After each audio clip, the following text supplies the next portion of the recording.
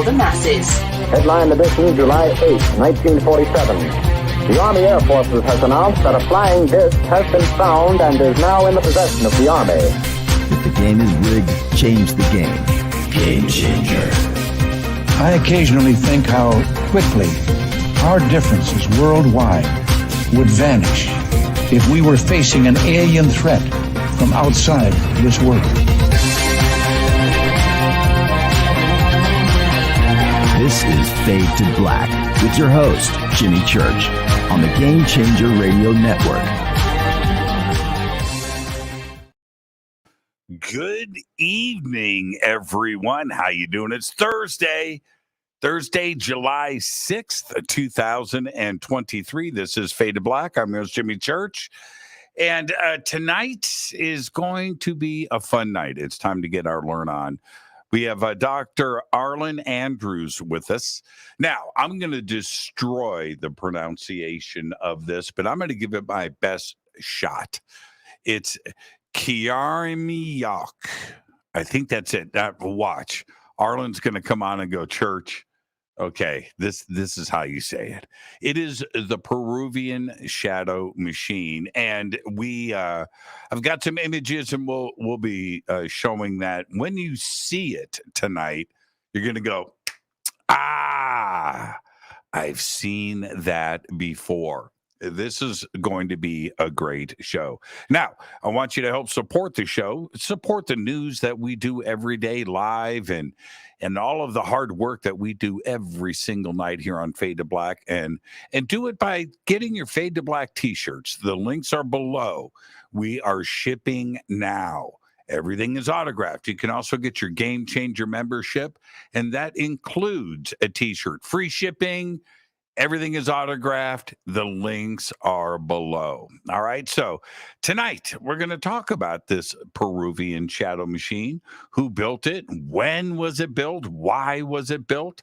Dr. Andrews is the author of the released, I'm going to say it again, Killarumyoq, which is the Peruvian shadow machine. He brings his engineering eye to analyzing this sculpture. It is amazing. It's amazing to look at, too, as well. He has measured it. He has worked with Brien Forester. There's a shaman's seat there, too, as well. And what did all of these features do? Do they work together? What's the purpose of all of it? We are going to get into all of that tonight. He has also recently published the third novel in his Thaw series. And now these novels are a new way to express at sci-fi literature. The setting is a futuristic look at how people will deal with the next ice age. Now, the links for Arlan Andrews are below. They're over on social media and our website. And I would like to welcome for the first time to Fade to Black, Dr. Arlan Andrews. And there he is right there. Arlan, good evening, young man. Oh, thank you for the compliment there, Jimmy. I wish I were young, yes. Hey, I'm right behind you, man. I'm right behind you. I'm 60. 60. And before you go, stop, you're so young. 60 is yeah, 60 is where I think all of us, put ourselves in check a little bit and go, okay, all right. That's a big number. I have children older than you. Oh man, that put me in my place. That was quick. Yeah. Arlan, let's do the first time guest disclaimer. Let's get that out of the way, which is it's you and I just sitting on my couch having a conversation as friends, and where that conversation starts, it starts. Where it ends, it ends. But we're going to end as friends. There you go. You got that out of the way. You ready for this? This is I'm going to actually start here. And I do this with a lot of guests, and I'll say this.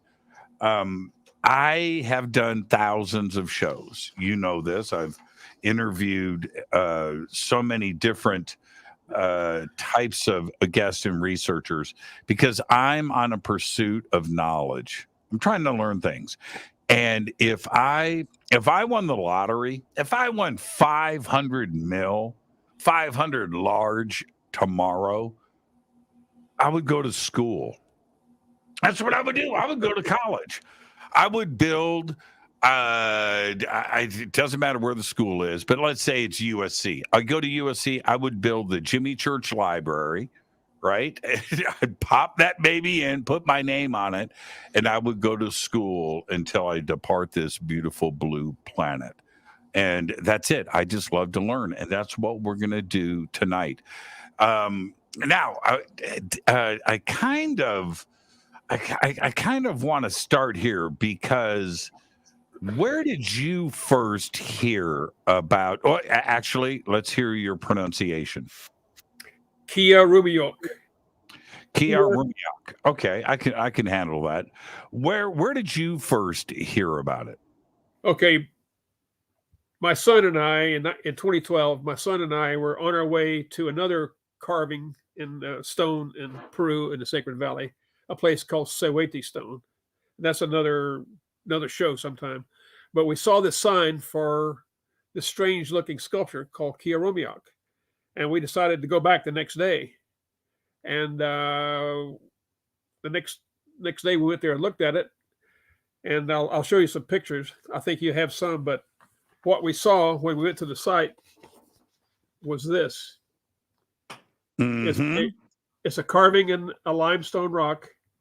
The sculpture itself is about 9 feet wide, 3 feet high, and 2 feet deep at a 45-degree angle, roughly, very approximate. Now, if you look at it closely, well, if you have a drone, like Brien gave me this picture of the drone area, you see this big stone that's carved in, and you see this rock about 25 feet in front of it. Right. I call it the shaman stone, just for something. It turns out that while Brien and my son went and looked at the rest of the archaeological park, I was fascinated by this beautiful sculpture. So I sat on that stone for about 3 hours and watched as the shadows moved across it. And I thought, first off, the center curvature is a parabola. I said, that has got to be a solar calendar, because a parabola is always associated with a sundial, a solar calendar. And I watched the shadows move, and I said, the way these shadows move must tell time or something. And if you'll notice, there are little marks around the edge of it, like the hands on an analog watch. You see little marks. Yeah. I'll pull up some images here. Yeah, right. What year was this? This was 2012. We spent the day there. Okay. Well, we spent half the day, and I thought, this is really great. I took a couple of measurements. I said, okay, I'm going to go back to Cusco. Yeah, there we go. I'm going to go back to Cusco with my laptop and find out all the books that have been written about this, because it's so pretty and so just beautiful and strange. There have to be a lot of books. I wanted to buy a big tabletop book about it. I looked on the laptop that night. I did a web search. Nothing. Nothing. There was one. Let me jump in and say really quick. I've been researching this all week. I've spent about 5 minutes doing it. There's nothing out there. There were tourists. It's very little, there's some, but it's all repetitive, and it's very brief. And it's all tourism. And there was one government pamphlet that said it's there, and it's called Killarumyoq, which in Quechua language, the local language, means the stone of the moon, or the moonstone. And it's alleged that's because of the shape, like the curvature of the moon or something like that. In my book, which I wrote about it here, I'll plug here. In the book, I include every bit of information that I could find in the archaeological evidence in every book. There's about 3 pages, and all they ever say, it's there. It has something to do with the moon, or it's ritual. Or one of them actually said it might be astronomical, but we don't know what that means. So nobody ever looked at it. So as an engineer, I said, well, this is amazing. I would like to have a 3D model of it. How do I get a 3D model? Well, I need to measure it. So Brien went back a half a dozen times over the next few years for me, took hundreds of measurements. and I was able to put those into this 3D CAD model. Now, the first CAD model I did just in a few days after I returned home to Padre Island with those measurements that we had to start with. I made some a crude model and made some predictions with that crude model. And I'll show you what those. This was just a wire model of the thing. Okay. Okay.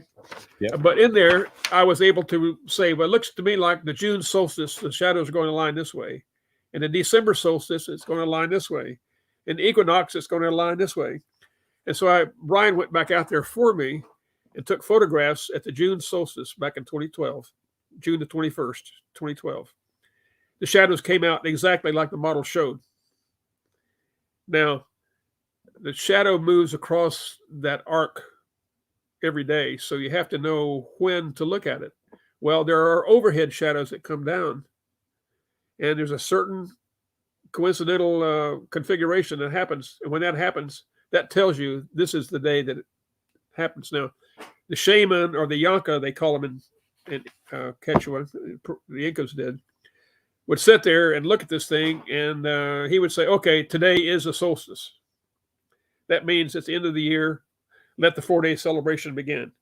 And as you'll know, as you'll find out in Peru, the Inti Raymi, the celebration of Inti, the sun god, occurs June the 21st for the next 4 days every year. There's a 4-day celebration, 24/7, well, 24/4, all day long. Parades, every village we went through, there's parades and loud noises and a lot of beer drinking. It was fun.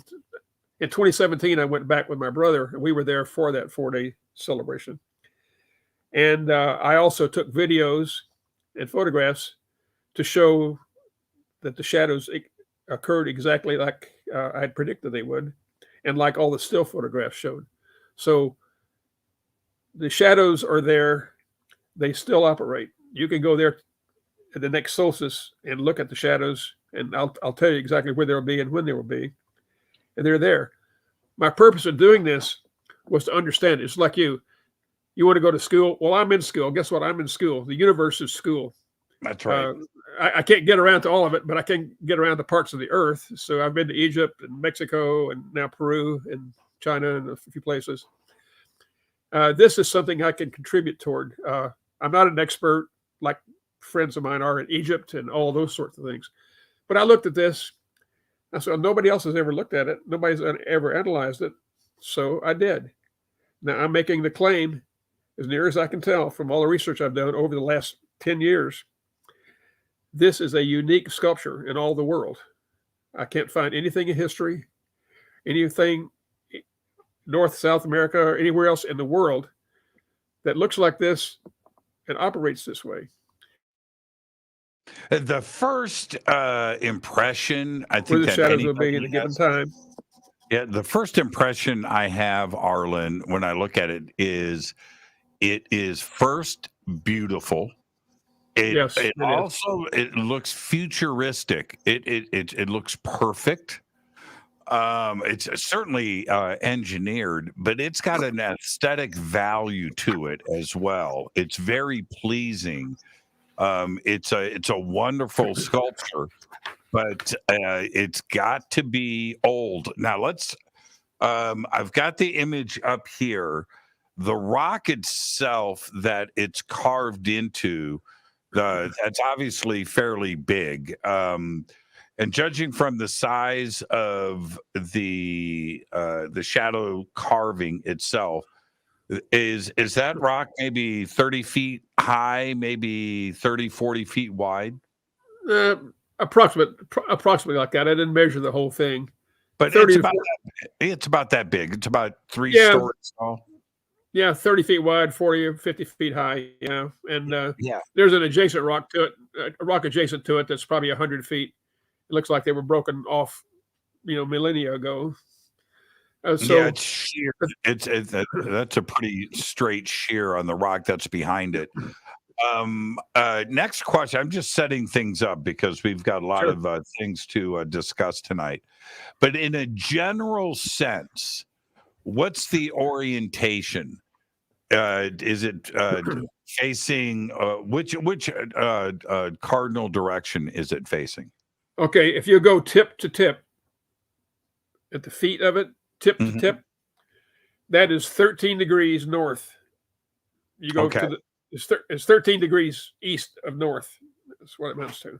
Now, why would they? Do you think that it was originally correctly cardinal, and maybe the rock moved, the ground underneath it, earthquake? Oh no, I don't think so. And I'll tell you why in a minute. Okay. I don't know why. In the book, I discussed this, and I said I don't know the reason why. It might be for some way related to the fact that the location is 13 degrees south of the equator. Okay, now, but astronomically, I'm not an astronomer. I couldn't calculate what that was. So in the book, I'll leave it as an exercise for the reader. Let somebody smarter than me look at that. It won't be me. I can assure you of that. Now, looking at this image here, I'm just going to get some basics out of the way. We've got 1, 2, 3, 4, 5, 6, and if you count the bottoms, you've got eight segments there. And is there one in the center at the 12 o'clock position? Okay, you have 3 up the side, each side, and you have a big wedge, a keystone at the top. Okay, that's the way you want to look at it. Okay, yeah. So 3 on each side, 1, 2, 3, 1, 2, 3. Everybody's following my mouse. And then at the top, this is a keystone here. Got you. Okay. Wow. Wow. And so from tip to tip at the bottom, I'm going to take a guess. You're going to give me the exact measurement, but I'm going to say 8 feet, 10 feet. It's 106 inches across. Okay, 106 inches. Yeah. Why would you do that to me? What is that in feet? I don't know. I only did it in inches, and okay. I have all the dimensions in the book. I put all the dimensions that we were able to find into the book. So if somebody else would like to make their own 3D model and play with it, please do. That's what I want people to do, and find out. I'm going to be in Peru with Brien Forester in November. I'll be there for 3 weeks. I don't know if this is on the agenda. I am going to speak to Brien tomorrow after tonight's show. He's probably listening right now. Hello, Brien. And if this is if Cusco is on our list, I am going to go. Can you sit in it? It's physically possible, but it's not legal. It's not legal. I did. There's something interesting about it. The reason I sat in it, besides taking some measurements, let me show you something first here. I showed you that crude model I made. Later, I made a better 3D CAD model. And you'll see at that top wedge up there at the June solstice, that vertical shadow inside that cup part, that bowl area, aligns with the edge of the wedge. And an overhead shadow then comes down and touches the outside arc. And that right there is timing. As soon as that overhead shadow touches that arc, that tells you to look and see where that vertical shadow is. And that occurs like that only on June the 21st for a couple of days. And that's a timing thing. That was elegant. That was an elegant way to do it. The thing about this sundial is it does not have a pointer in it. It does not have what they call gnomon. If you look at every other sundial, there's a pointer that the shadow goes at. Mm-hmm. This way, the curvature of that inside arc produces that shadow. And that is an elegant and genius solution as far as I'm concerned. Somebody had some real brains in those days. Yeah, you can see it. Look here. You can see the shadow mark there. Oh, wait, I'm sorry. I don't have it on the screen. Okay. What I did to validate the models, I came up with various models, but at one point I validated the models by looking at the time and shadows 3 different times of the year and compared those to the 3D CAD model, and that gave me confidence that the CAD models were fairly accurate. They're not perfect. Now, I keep saying I have an approximate model here. What I would love to do, if there was a company that would do it or a research institute that would do it, would be to do a scan of the entire sculpture at about 5 feet around it. A 3D scan, get a point cloud of 1 million laser dots. Yes. Make a perfect 3D model, because I think what's going to happen when you research that, get that perfect model and do it, we're going to find out it does a lot more than I was able to find. It's going to tell you more than it'll probably tell you the day of the year as well. Fascinating. All right, what's the let's discuss some history here. What have you found out? The age. Let's start there. How old do you think it is? Okay, I don't know. It's at least 500 years, because that's when the conquistadors destroyed the Inca Empire. Now, the Incas were only around for a couple hundred years, so it might have been a culture before that. But one of the things I'll show you, the reason I know that I don't believe that rock ever shifted was this. And let's see, here's the actual photograph. If you bring up your own picture over here to the right, there's a hole carved in the surrounding stone. During the June solstice, the sun shines right through that hole, and you can see it from the shaman stone. Now, the sun shines through that hole every day at different times, but you can't always see it. But on the solstice, the sun shines to that hole right there. It shows up. At the same time, the overhead shadow comes down and points toward that stone, and then the vertical shadow in the middle aligns with the wedge. And it's those 2 feet, one of those feet turns into sunlight and one turns into darkness. So you have the feet changing, the sun shining through, and 2 shadows. And I think that's a pretty good indicator of that's not by accident. And I was able to duplicate that by my own 3D model here. This was replicated. Wow. Yeah. And so, like I said, and these are only approximate. If we had perfect data, there's no telling what you'll be able to find out. And that's why I would like for some research group. I'm hoping that real archaeologists will get interested in this. Archaeologists don't usually appreciate amateurs like myself getting involved, but I discovered this. I'm the first to point out there was a solar calendar. I'm first to point out all these shadow and sunlight phenomena. They can't argue with those. They might argue with other things, but they can't argue with that. Another interesting thing, if you look at it from the top and you extend those little wedges, lines from those wedges, they all meet at one point. That means they were all, and I don't have the picture with me, but I set in there so I can measure it with actual sticks to see where they intersect. They all intersect. If you put a pole there at the end, they intersect along that pole. I was going to ask you about that. Is there any indication that there was a pole or a stick or a holder of something at those intersections? I started. Here's that's a photograph, a vertical photograph, plan view. The only holes in there are some natural cracks, and that's not a place. That's not a place you would stick a pole. I did all kind of CAD modeling, trying to put a pole anywhere to make it work, and it wouldn't. And that's why I finally decided they didn't use a pole at all. They you don't need one. You can tell the dates and the solstices and everything without having a gnomon there.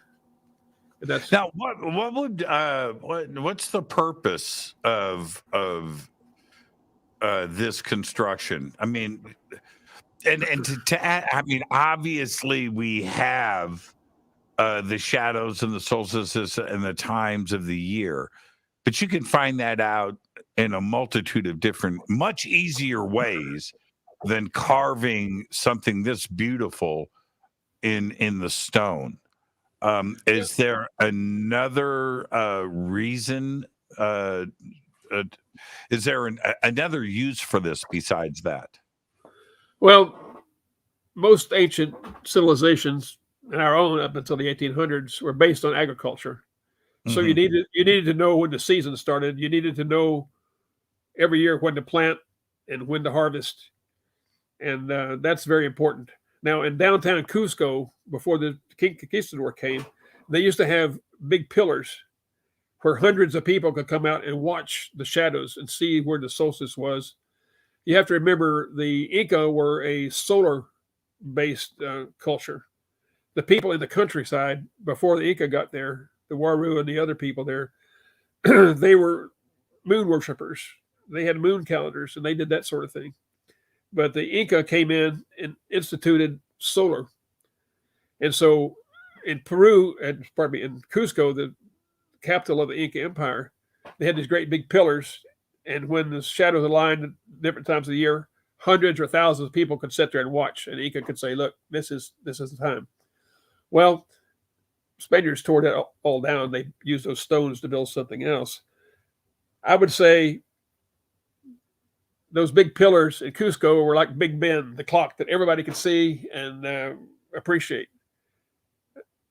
Killarumyoq was more like the grandfather clock in your hallway. It's only there for one person to look at. There is no place in front of it. If you look at the pictures, there's no place for hundreds of people to congregate. I mean, it's about 8 feet off the ground, so you can't touch it or anything. The only maybe a couple of people sitting on that yanka or the shaman stone could understand it.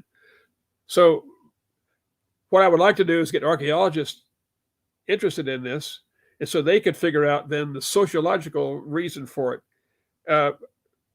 They told the time of the year. That's important. So they probably had one guy to sit there and look at it, and he would look at things. It's getting close. It's getting close. Okay, now's the time. Down the hill from there, there's megalithic ruins. So there used to be a building there. And so there might have been a temple or a place for farmers and people came and say, are we there yet?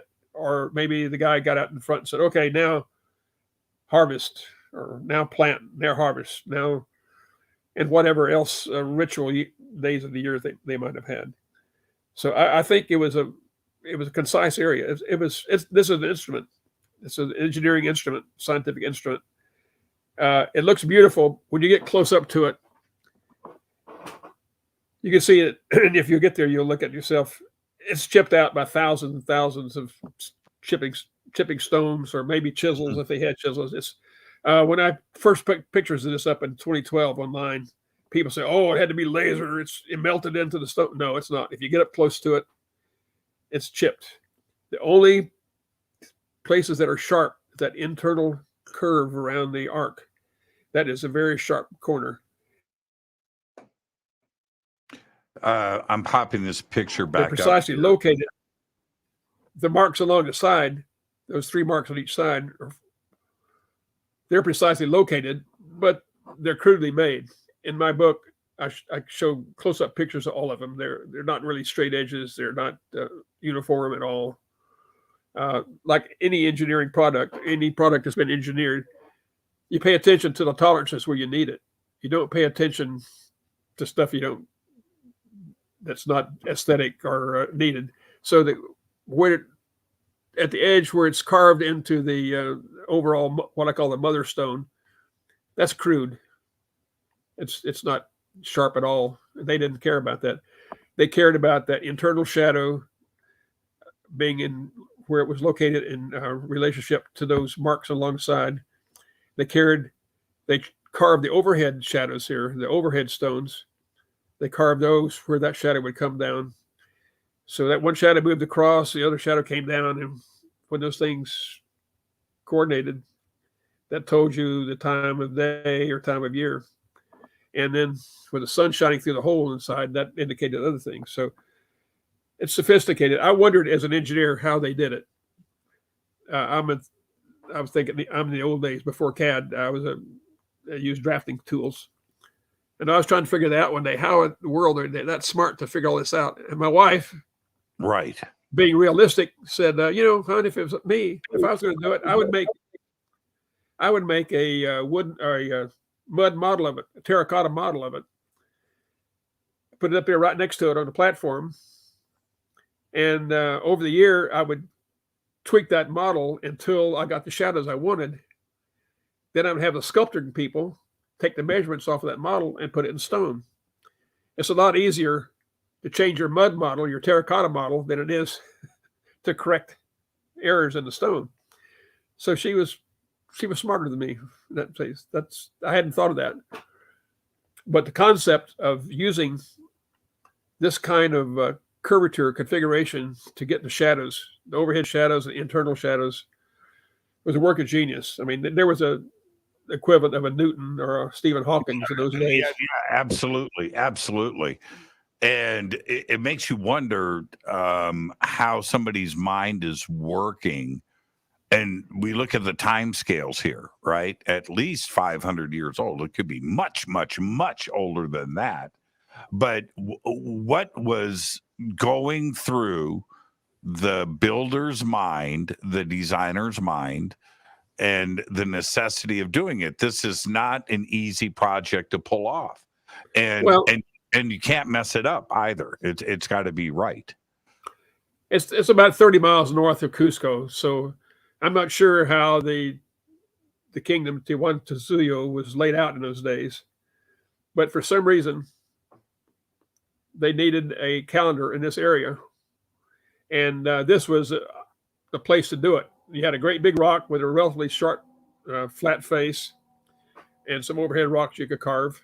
You had a stone 25 feet away you could sit on right across from it, and look at it. So they said, well, and there's a stream right behind you that goes downhill, and that's where the ruins of that megalithic structure are, 100 feet south. And so you think, well, gosh, we need one in the area, and this is a perfect spot to do it. Now, like I said, if you tried to build the same model in a rock 10 miles away, it would have to have a different configuration. It'd have to be oriented different to get the shadows. Of course. There's, what do the locals say? Is there a mystical element to this too as well? The Spaniards did not even ever make note of it. I don't think anybody made note of it until the 1800s when somebody went through and said it's there. The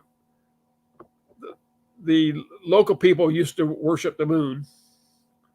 So for some reason the reason this is supposed to be shaped like the moon. So they said it's a ritual of the moon. And that's what it's called. Kia means moon. Rumi means rock. And Yok means belonging to. So it's the rock that belongs to the moon. It's the rock of the moon. But there's no evidence. Even the real archaeologists had looked at it before and said there's no evidence that is the original name of it. And there's no evidence of whoever built it.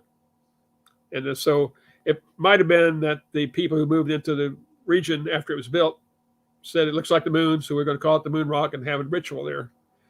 Some really esoteric pseudo-archaeologists said it's just like a temple over in Egypt that's dedicated to Isis or something, and people call it something from Atlantis and all that BS. We don't know what it is. Using that hole the Inti shines through, I tried to come up with a date, just like you're talking about. What dates will that hole work for? Now, my data is still inaccurate, but based on what I had, using that SketchUp calendar that gives you the time of day and the angles of the sun and everything, I could run it back 1,500, 2,000 years, and it still worked. But I can't claim that because I don't have the exact dimensions yet. But right. It doesn't look. It's not as worn. There's a sharp. The internal curve. Like I said, it's still sharp with your finger. You can read your finger. It's sharp. So I don't think it's been there many thousands of years, because you go around Cusco, Brien will show you the other stones and stuff that have been there, and they're very, very worn. And this right here is not that worn. So at least 500, and maybe older, but there's no evidence of who built it. There was an Inca at the time, 500 or 600 years ago, who said, "I want calendars built all around the country." And when I heard that and I came across that in my research, I said, "Good, that'd be some other ones." You would think if that was happened at that time, there would be evidence of other ones that look kind of like this at different places. It'd be oriented different, maybe shaped differently, but they'd be out there. But they're not. I would hope that some researchers someday will find another one, and that will help. Help with the research, figure out. But right now, we don't know who did it. The why. All we can figure out is an instrument to tell the times of year, which was life and death importance to ancient cultures, agricultural cultures.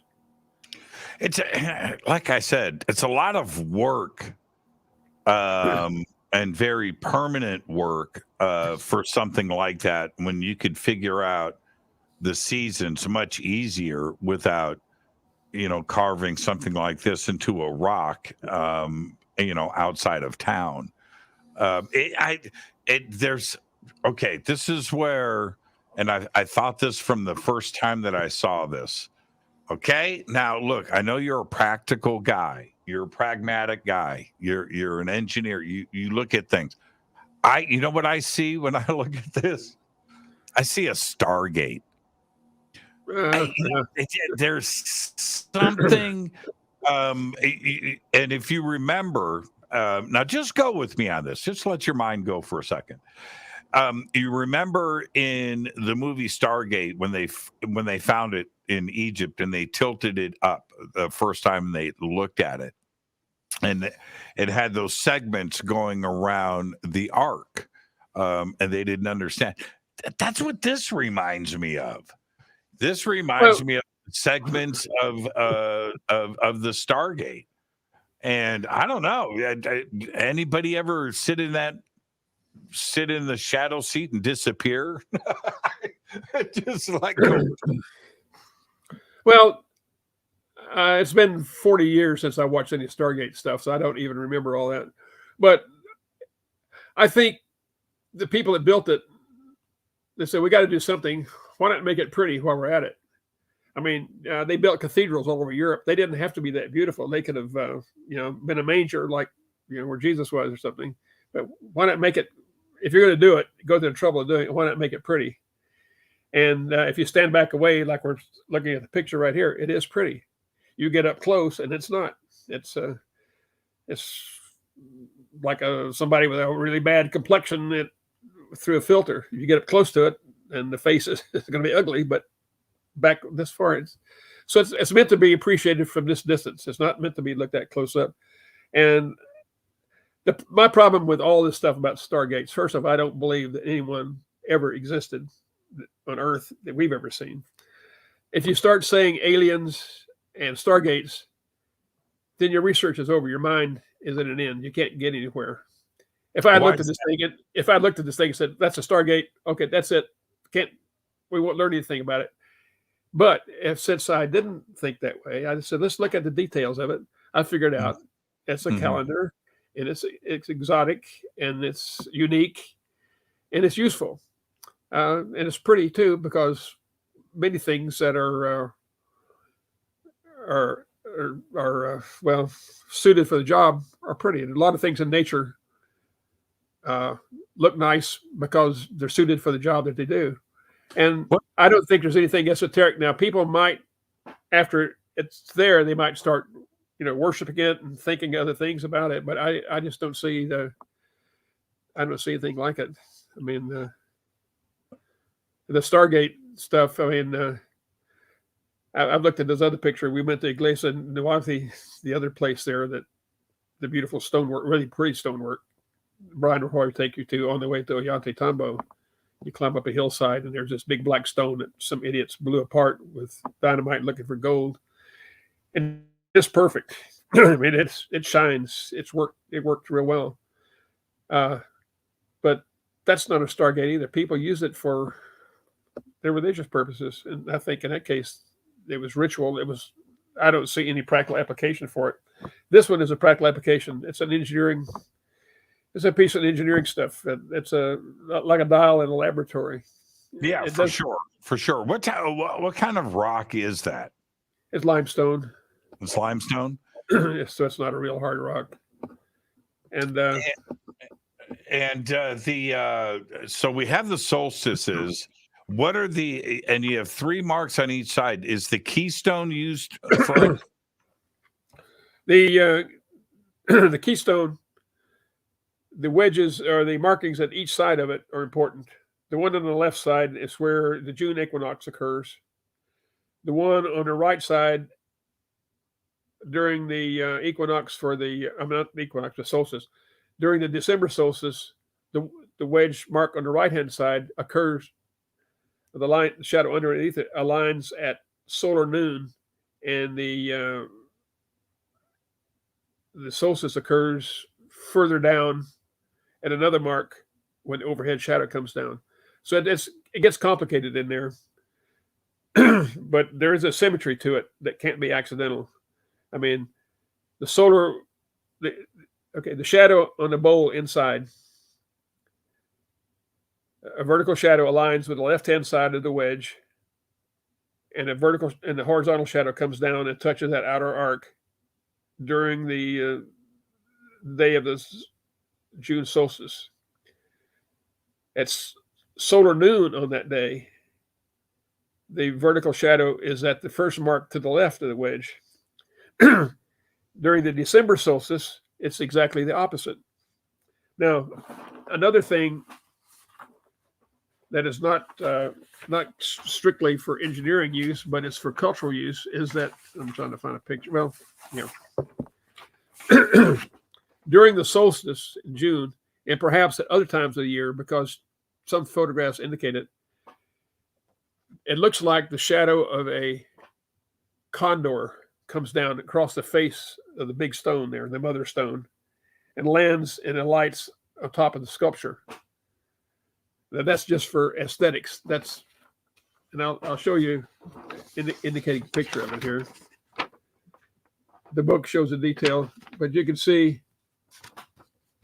over here is the head, eye, and a beak, the upswept wings, and there's the gullet or the whatever thing under the neck, and then on the other side, the tail. That comes down during the day, during that solstice, and sits on top of it. And it looks better than this. When you're actually there, you see the thing coming down from the top and landing. It moves. It's a motion picture in stone. And you'll also see that that horizontal shadow comes in and points to the sun shining through. And again, you have the vertical shadow here, and then the 2 feet switch at black and white all at the same time. But this overhead shadow, now in the December. Yeah, I totally see the condor, by the way. Yeah. That's a trip. You see feet and everything. What in our 24-hour calendar, right? If I'm looking at my watch, what is the breakdown of the 3 notches on each side? You have the foot, the 1 and 2, the 3 notches. What's the time on that? How many hours apart? Oh, we lost Arlan.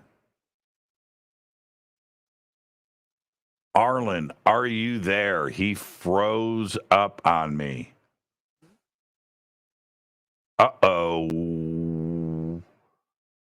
Let's see. Let's see if we can get Arlan back. And I'm gonna pull this up. Arlan, I'm gonna keep my eye on you. What I'm interested in, no, he's gone. We lost Arlan. Oh man. All right. I'm gonna take a break. If Arlan doesn't come back, he froze and disappeared. If he doesn't come back, I'll come back and we'll do We'll do an Ask Me Anything or something. We'll hang out. But let's. This is Jimmy Church of Fade to Black. Please visit all of our sponsors. We're taking a quick break here. All of the links are below. We'll be right back.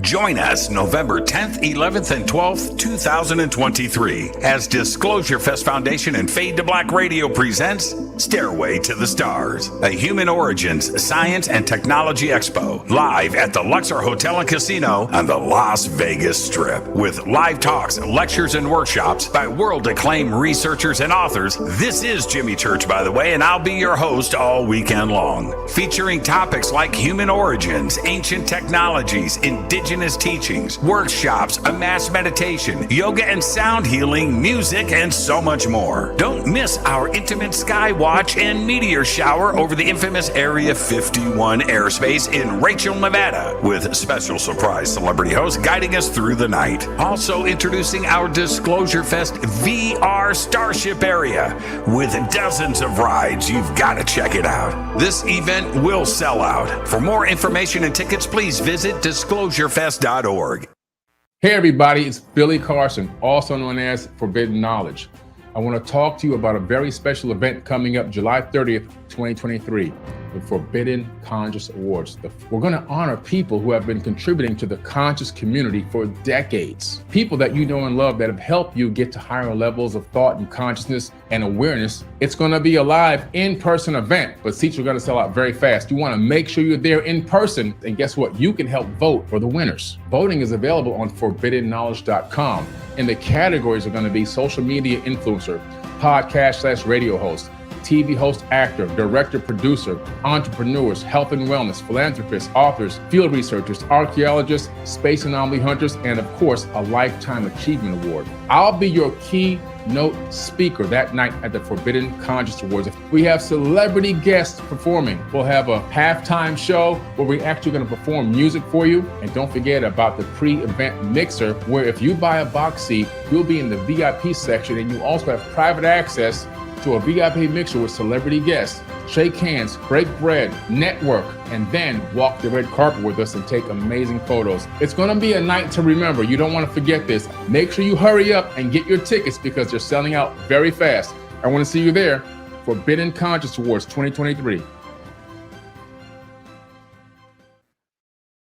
River Moon Coffee, makers of the Fade to Black blend. Truly the best coffee on planet Earth. Just visit rivermoonwellness.com or their Amazon store. It's all simple to do. You can check out the Fade to Black blend, the Game Changer blend, or any of their Black Moon Wellness products. It's the only coffee I drink. It is the best, and it's Doc. Again, rivermoonwellness.com. All right, welcome back, Fade to Black. I am your host, Jimmy Church. I think we have Arlan back with us. Arlan, are you with us? Yes, I am. I think there was a Wi-Fi problem. Yeah, well, we've got solar flares hitting over the next 24 hours, by the way. Big coronal. Oh, okay. That sounds better. Yeah, two coronal mass ejections happened a week ago, 5 days ago. They are arriving here over the next 24 hours. So it's a good thing we're doing this show tonight on Thursday. I don't think there's going to be any satellites left tomorrow. What I was asking before we lost you was, what are, with our watch, if I'm wearing a watch, what is the timing of the 3 notches on each side? How long does the sun take to arrive at each notch? Huh.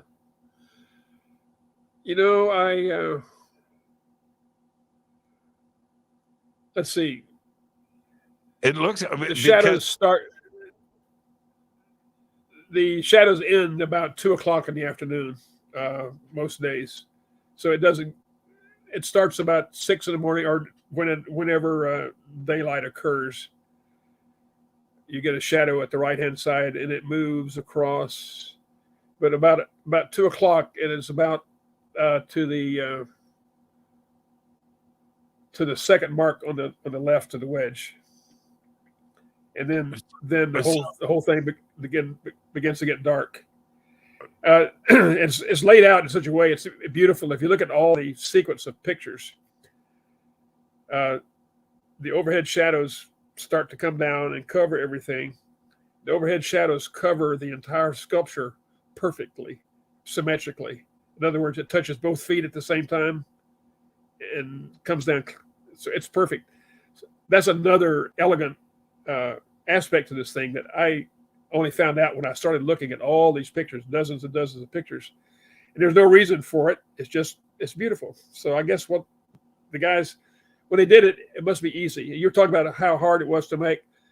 I estimated from what people have talked about stone removal was chipping stones. It probably took 4 men, probably 8 months to 1 year to make this thing. Mm-hmm. Once they had that terracotta model, I think they built a platform at the area. They had a terracotta model right next to it, just a few feet away, so the shadows wouldn't be wrong. Once they got that thing ready, then they could take something like calipers or a little stick and measure things, and they took it from there and went over.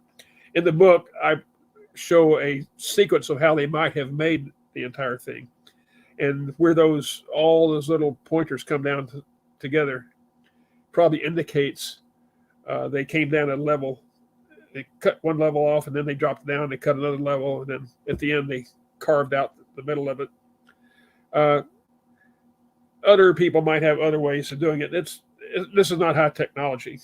The high technology was in the conceiving of it. It wasn't high technology to build it.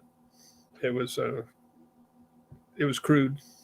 Yeah, and it also looks to me, again, that it would represent a half a day if you went with, one cycle of the sun, because it's not a full circle. It's a half a circle, right? And that's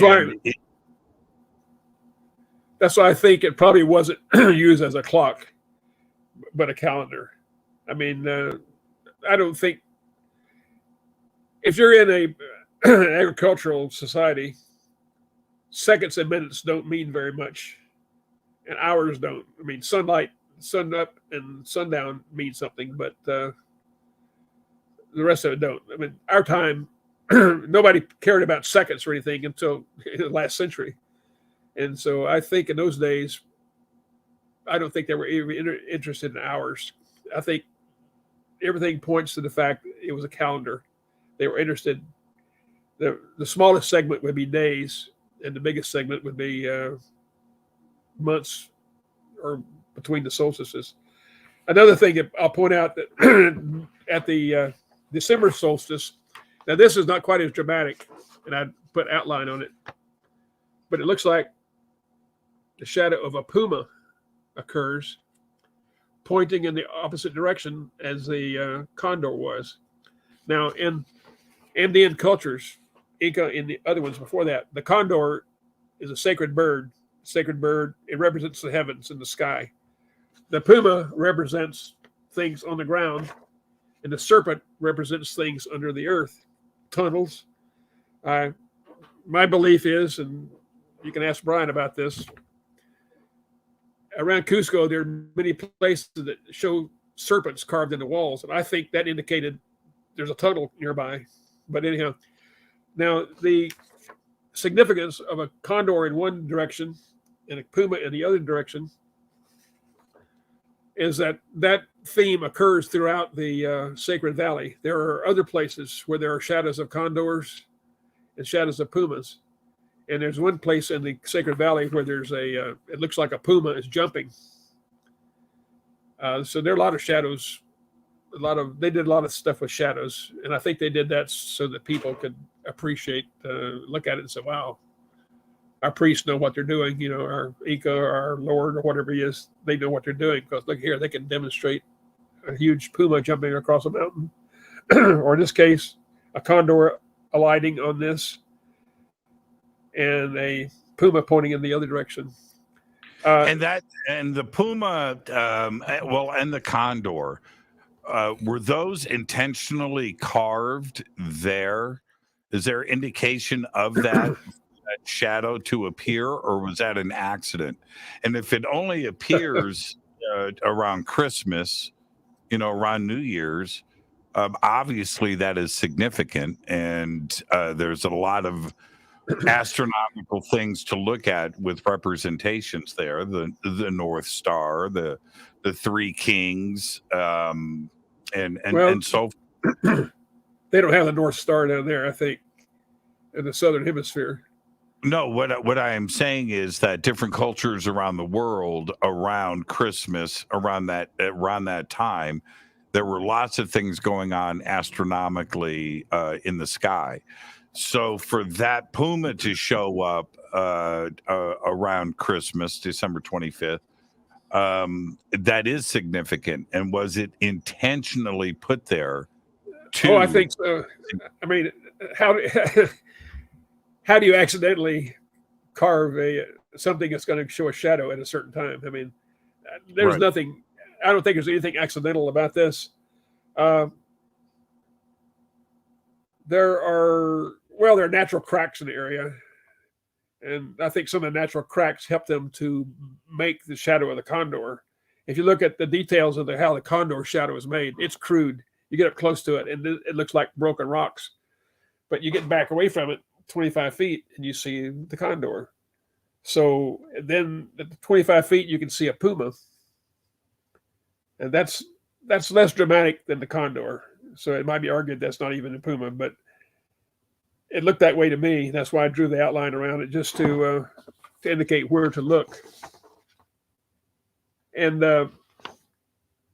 I don't think there's anything accidental about it, because how in the world, with all these jagged rocks sticking around in all directions, do you accidentally get something that's significant to your culture? Yeah, absolutely. I mean, if we were carving on something, if we got a Liberty Bell or Statue of Liberty in one of our carvings, you wouldn't say that's accidental. That would be on purpose. Now, how they did it, the concept that, okay, guys, we're going to do this. We're going to have a condor this time, and we're going to have a puma this time. And how would you like to be the guy to have to figure that out? It's amazing to me. And why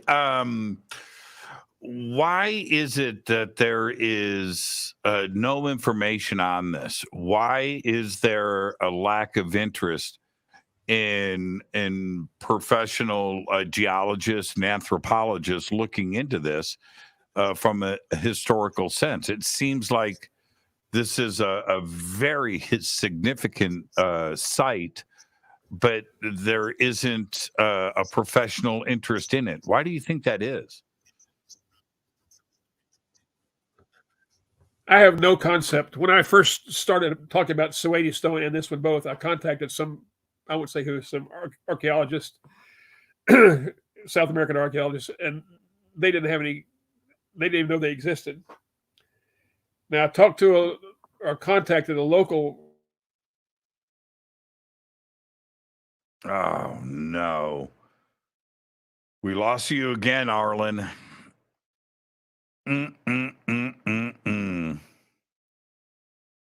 Yeah, we lost you again. All right, I'll pull you out and we'll see if we can get you back. I'm not gonna go to another commercial. Let's move this back to he's gone. Unfortunate. I am thinking solar storms, because that's a real freeze up there. And everything was solid for a minute. But okay, he's gone. Okay, let's go to an AMA. I've got the chat up in front of me. We've got a full hour left on the show. There's no reason to get frustrated. I don't get frustrated anymore. And there you go. So I'll throw this over to the chat, and let's do an AMA. You can ask me anything, and let's see where this goes. All right. And okay. I think he's trying to come back, but let's try this again. Arlan, You're freezing up. If this happens again, we'll bring you back when there's not a solar storm going on, and we'll Okay. finish the show. How's that? Okay. I think when I was on the YouTube with Brien Forester, the one archaeologist stopped talking to me, so I think maybe that was the problem. This is an outlier. I'm an amateur. Archaeologists don't typically. Yeah, you're freezing up. You're freezing up. Appreciate. Arlan, listen. Let's continue this show next week. We'll bring you back on. I'm seeing you here. You're completely frozen. So yeah, this is unfortunate. I do want to throw this out to everybody. Arlan, I'll reach out to you tomorrow, and we'll pick this up. Okay, all right. And sorry about that. It's like I said, I don't freak out anymore. Did everybody pick up on the vibe of this? There's a Stargate-ish thing here. And I agree with Arlan. When you're looking at, let's pull up this image here. When you're looking at this, it's too easy as a historian, a geologist, an anthropologist to just look at the basic stuff that is happening. I think that there might be something more special and esoteric that is happening here. Okay, Arlan signed back in. I'll see if Arlan, if let me see if you're not freezing. Can you hear me? Yes. Okay, let's try this one more time. If it doesn't work, we'll bring you back next week. Okay. Oh boy. Okay, sure. Yeah, I mean it's freezing up, and the audience, this is a live show, and I need your consciousness to your mind to be smooth. Right, I understand. But the question was, why aren't the professional academics focused on this? There should be tons of information about this stone. I expected there would be, and there wasn't, so that's why I did research and wrote the book. I'm hoping to get their attention. I sent a copy of the book a few months ago to an archaeologist who is now in Peru. He wrote to me last week and said he hadn't checked the details yet. I asked him to please go by Killarumyoq and take some photographs, look for himself. I really want to get professionals involved in this because they can understand what the uses of it were. Once I said, here it is. This is the way it works. Now, I don't know what culture built it. I don't know if they sent emissaries out to all over the kingdom after that. But professional archaeologists might know that. They might know, oh, yes, we have reports of people doing such and such. This is knowledge. I'm just an engineer. I analyze what I think is an engineering piece, instrumentation. And that's all I can do. I would be outside what they call my swim lane if I start saying, well, culturally, this means such and such and so and so. I don't have a clue of that. I have no education in that. But I am an engineer. I can take measurements. I can make models. I can tweak things, move it around, experiment with it. And that's what I did. And it's all in the book. And in the book, I say what conclusions are. These are definite. People can go and look for themselves at these shadows. Then I have speculations about other things. I speculate about monthly things that can be done monthly and a bunch of other things. It was my avocation for about 5 years. I looked at it and played with it and everything else. And then went back in 2017 for a few days and took videos to prove it. It took other measurements to tweak the model a little bit. And then it took me, I had other things going on in life. It took me a few years to write the book, get the models done and get all the pictures and everything settled up and write the book. And so I'm hoping to bring it to the attention of professional archaeologists who can do something with it. I want the genius of those ancient people in the Andes in the old days to be recognized. I would like to have the place declared a World Heritage Site because I think it is unique. Nobody's ever done anything like this that I know of. I could be proven wrong. I would like for tourism to begin in a big way here. There's a little village close by, and those people are dirt poor. It would be great if you had thousands, tens of thousands of tourists going in there, and for them to sell souvenirs, and pictures and all this stuff. We went there in 2012.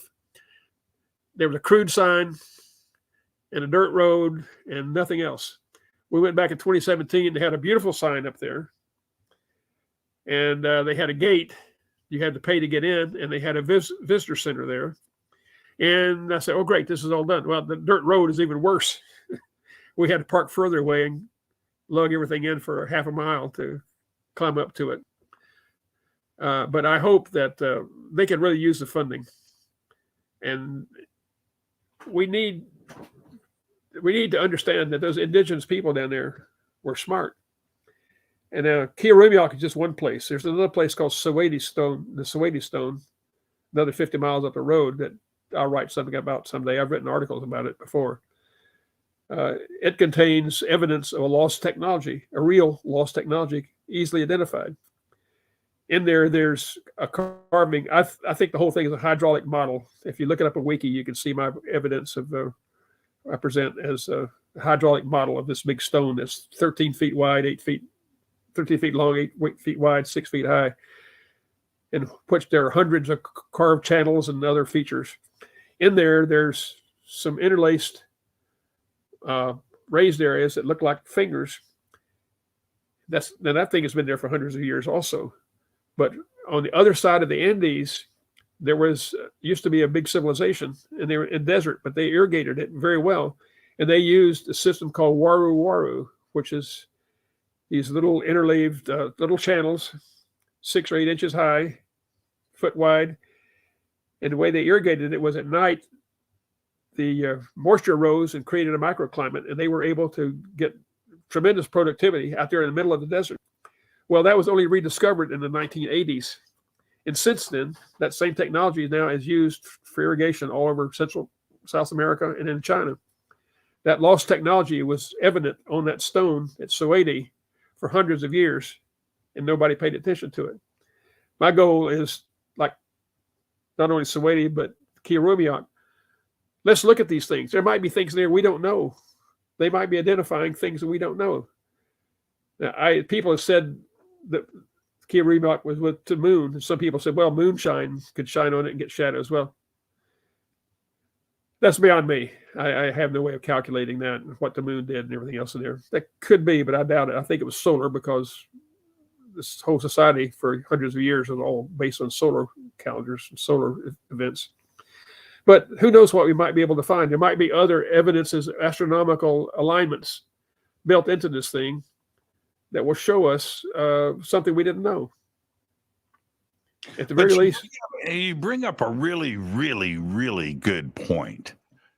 If it was the Incas, we would see others. And we don't. This is I think this is pre-Inca. I'm not the smartest guy in the room, but the Incas built a lot of stuff, and they were repetitive, and visually you can see it. You know what I mean? You know when the Incas were there building, and it just seems to me that there would be others around Peru, and there wouldn't just be one at this one site. There's that. And so that I find interesting. Why only do it once in one spot? And the second question that I have is if have astronomical computer programs been applied to this with its orientation going back 10,000 years, 12,000 years? What was it doing? What was it pointing at 10,000 BC? Pushing things back, just like in Pumapunku, which I will be visiting that site. The sun door that is there at the end of the construction of Pumapunku, that aligns to a star 15,000 years ago when you look at the star charts. Now, anybody would say typically it's 15,000 years ago. Nothing was built 15,000 years ago. Nobody did anything 15,000 years ago. That's impossible. But it doesn't line up to anything else until then, 15,000 years ago. So I'm wondering if there is something else more significant with the shadow machine, Killarumyoq, than just a solar calendar, that there may be something else. And it may be even a temple of some type. Well, a temple that's only 9 feet wide is kind of small, and you can't reach it. You can't get to it. It's 8 feet high. Like I said, I looked at that empty passway, where the sun could shine through that hole. And it looks like, according to my model, you could go back 2,000 years to that. However, if you use that SketchUp solar model and you use the NOAA model, you can go back 4,000 or 5,000 years and nothing has changed. The orientation of the Earth has not changed in 5,000 years. Now, I didn't go back 10 or 15,000 years. You can look at NOAA. It's got a chart that I also used. It tells you the sunrise, sunset, and orientations every day, every minute of the day. And you can go back thousands of years. It's a website I referenced in the book, and I used it. And you can go back 5,000 years and nothing changes, just fractions of a degree. So if you go back, time of younger Dryas and all those periods, who knows what happened? I didn't go back that far. This is not that old. If it was that old, it would be a lot more worn than it is. So at least 500, maybe 1,000. If it's 1,000 years old, that was another culture, not the Inca. And like you say, there's only one of them there. It might have been that one area was settled and another tribe was 20 miles away and they did their own thing. That's what I want archaeologists to look at. Here's my engineering analysis of an instrument. I analyzed it. All the data is in there. Every reference I've got, every measurement I've got is in there. Go thou and do likewise, and yeah, totally. Now there, again, I'm just speculating here, but I've looked at all of the topography around the carving for tens of miles. There isn't a farming. There's terracing there, and there is some basic agriculture, but not enough to a significant point for me to go and carve something like this for farming when there really isn't a place to even farm. You know what I mean? There is some terracing. There is. And there's terracing at Machu Picchu. And I get that too as well. But there's not enough. I mean, why do it? I'm thinking there's something more significant to this than just a solar calendar. Frozen again. No.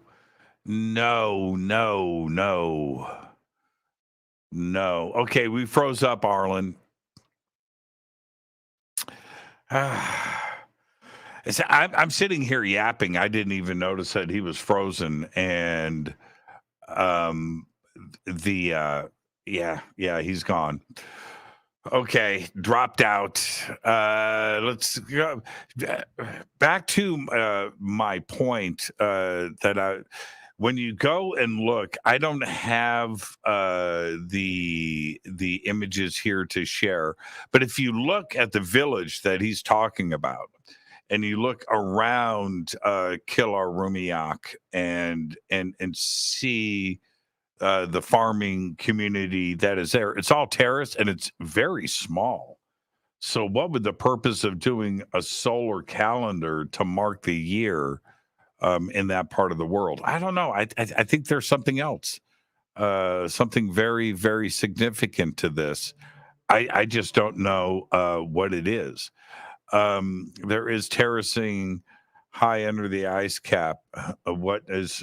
I have no idea what that question is, Jimmy. What's your favorite sundial stargate? What's my favorite sundial stargate in the world? I have no idea. Yeah, I tell you what I find extremely interesting, and I is Chaco Canyon. Man, I think that there is something very, very interesting going on there. Arlan, I can see you again. Nod your head if you can hear me. No, you're frozen. Yeah. Can't do it. You're still frozen, Arlan. See, I don't even know if he can hear me. Yeah, you're skipping. Okay. All right. Well, I'll try this one more time, Arlan, but it's it's pretty, yeah. Yeah, it's it's solar storms, but I just don't want this to be a bad show for you and for everybody else. I agree with that. Yeah. There's a delay. So somebody just asked me about my favorite sundial around the world. What has your research shown you in Peru? Are there yearly seasonal sundials throughout Peru, or is this the only one that you have found? There are others at Ollantaytambo, which is another big carving area, about 30 miles away from Killarumyoq. There's a place where there are some pedestals or columns sticking out from the side of the hill, and they align with shadows. Their shadows align with sculptures in the bottom there. So the shadows during the solstices align with the holes below. At Machu Picchu, there's an entire room that the sun shines through onto a rock at on the solstice. And on top of Machu Picchu, there's a place called the Inti something or the Intihuatl, I think it's called. It's a sundial. It's a great big, beautiful stone carved in the middle, and it has shadows at the solstice too. So that happens all over Peru. There are indicators, and there used to be more until the conquistadors tore them down. This just happens to be one that's different. It's unique. Again, it was important. It was important not only for sculpture, for agriculture, but I think people wanted to know when the year started. During the December solstice down there, the sun has about 4 days where it's all at noontime. It's about the same spot every day. It doesn't move very much at all. And those are the 4 days of the solstice. And those are the 4 days they still celebrate for the Inti Raymi today. Any other day, the sun's going to move a little bit. But for those 4 days, it's within about 1 degree, 2 degrees. If you have a stick in the ground, it'll show at the same time, the same shadow each day for 4 days. And the Killarumyoq will operate properly for those 4 days. If you get beyond those 4 days, either way, things begin to fade out. They don't work. The sun doesn't shine through. The shadows don't align. So it's very important. Because they used it, it became a ritual thing. It became important. We have the 4th of July we celebrate. It doesn't do anything. We just celebrate it because something happened. And so I think they did that. And like you mentioned, around Christmas time is the 25th of December, but the solstice around the world is the 21st. And around the world, everybody celebrates the solstice in different ways. Every religion has some sort of some sort of recognition of the end of the year. Well, so, December 21st, the sun starts rising and setting in the opposite direction. I mean, that's a very, very big day. I could only imagine what ancient people were thinking, because you see, all year you see the sun setting in one direction, and then the next day it's off and moving in the other direction. So it was very significant. December 21st is a very, very big deal. It's even more impressive to me, Arlan, that people noticed it, because you would have to now think about this, and this goes right to the shadow machine. You would have to share the information with your children and your grandchildren and tell them, okay, dude, on this day you need to be looking right, and we need to mark this, and this was going on thousands of years ago, and you would have to really be paying attention to what the sun and the stars and the moon, of course, as well, were doing, and so you knew when the yearly cycle was heading in the other direction. And they did it a lot of different ways, but you had to have it before written languages. This was an oral tradition. And it's amazing to me that people paid that much attention and would notice that. Well, some people who became priests or scientists, engineers, or technicians were probably the first to notice that, and they noticed that it had to do with the way the seasons changed, and so they kept track of it. I'm with you. History goes back about 6,000 years, but I think 10,000 years before that, there was another civilization, and they did something similar. But I'm with you. If you had no way of writing it down, it's hard to pass on things. So you had to come up with poetry, rhyming, and everything else to tell the story.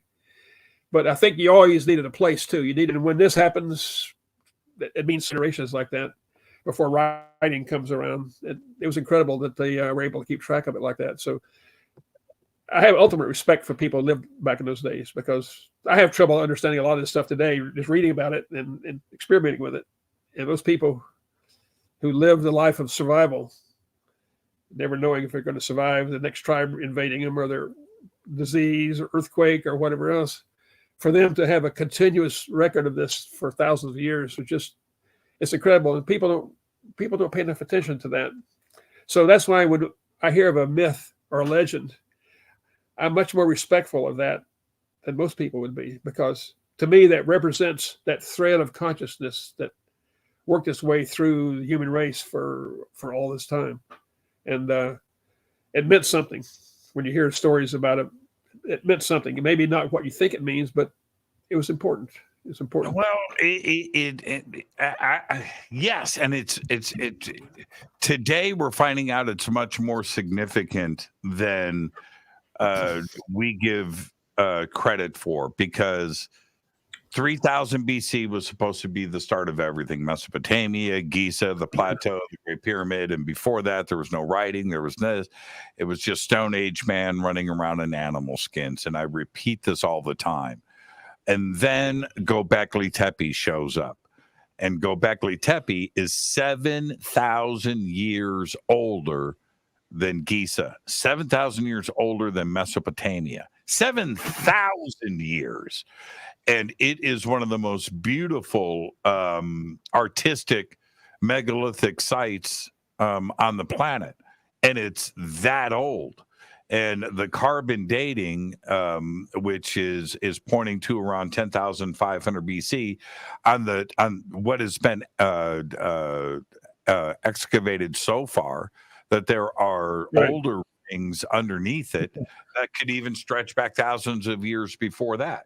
Now, how is it? And we don't know, Arlan, if Göbekli Tepe was religious. We don't know if it was a calendar, if it was solar, the depictions of animals, by the way, in 3D relief, right? This is Stone Age right. man carving 3D sculptures like that out of pillars that weigh tons. This wasn't supposed to exist. So we don't give it credit. And I agree with you. There had to have been a civilization back then that was technical, that had knowledge. Let's look at Indonesia, and let's look at Gunung Padang in Indonesia, a pyramid there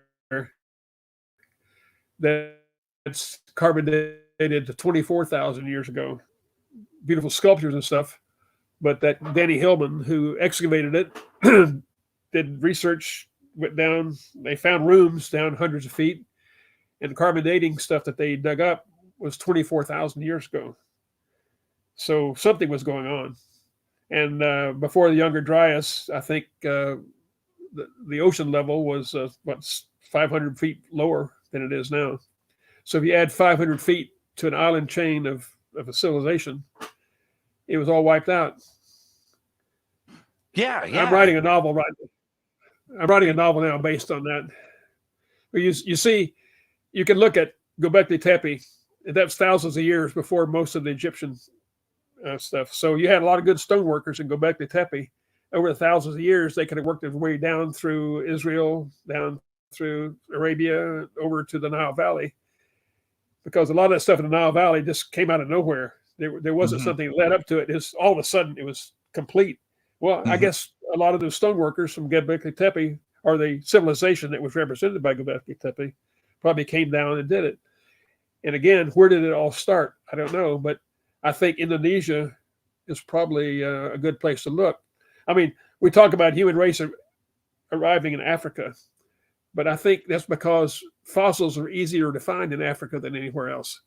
If you go to what they call Sundaland, which was the inundated Indonesia, it's 500, 800 feet underwater. So it's kind of hard to dig up fossils there. But, in China, they found fossils of other kind of Peking man and other kind of fossils.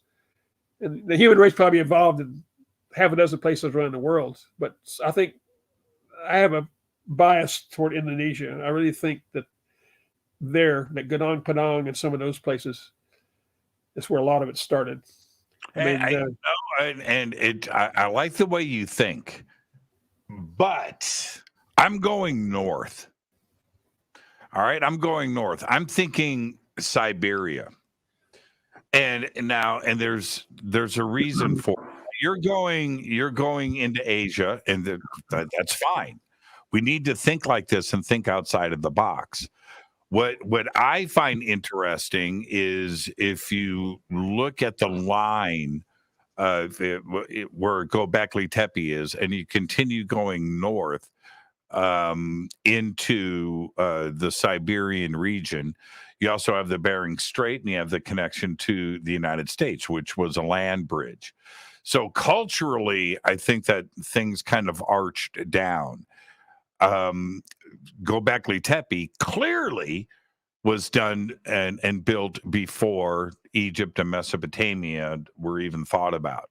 So yes, I think that it traveled south, from north to south. It's very interesting that there's a problem with ancient history if human origins came from Central and South Africa and migrated north, like was the orthodox view of things, then we should see the older constructions in the South, and we don't see that. By the way, Arlan just dropped out. So yeah, it seems like we should have Göbekli Tepes in southern Africa, and we don't. It's actually north of Giza, and it's north of Mesopotamia, and I think that the knowledge came from the north and headed south. So that's my take. Arlen, we can try this one more time, but very frustrating. I think it came from the north. I think it came out of Siberia. The Denisovan people. Possibly. And see, even that is a recent discovery. The Denisovans wasn't supposed to exist. And we know very little about the Denisovans. You're frozen. Okay. That's it. I'm going to go ahead and wrap the show, everybody. Have a great weekend. And I'm just going to wrap it up instead of going through this. It's too frustrating. And I just want to thank everybody. Thank Dr. Arlan Andrews. Great show. Great show. And I will see everybody on Monday. Have a great, safe, fun, and amazing weekend. It's been a great day around here. Fade to Black is produced by Hilton J. Palm, Renee Newman, and Michelle Freed. Thank you to Dennis and Kevin. Webmasters, Drew the Geek. Music, Doug Aldrich. Intro, Spaceboy, spaceboymusic.com. Fade to Black is produced by KJCR for the Game Changer Network, and this broadcast is owned and copyrighted 2023 by Fade to Black and the Game Changer Network, Inc. It cannot be rebroadcast, downloaded, copied, or used anywhere in the known universe without written permission from Fade to Black or the Game Changer Network. I'm your host, Jimmy Church. I'll see everybody on Monday. Go back, Lee Tappy.